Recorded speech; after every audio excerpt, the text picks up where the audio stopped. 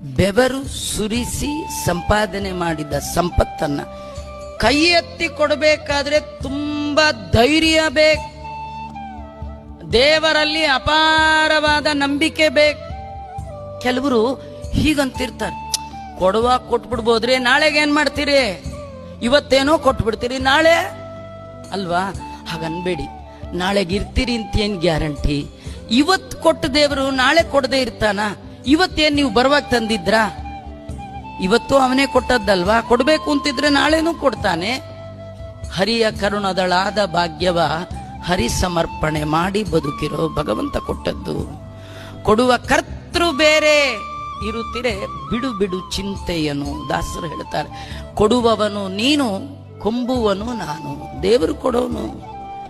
ದೇವರು ಕೊಟ್ಟದ್ದನ್ನ ಮರಳಿ ದೇವರಿಗೆ ಕೊಡಬೇಕಾದ್ರೆ ತುಂಬಾ ಧೈರ್ಯ ಬೇಕು. ಧೈರ್ಯ ಅಂದ್ರೆ ಭಗವಂತ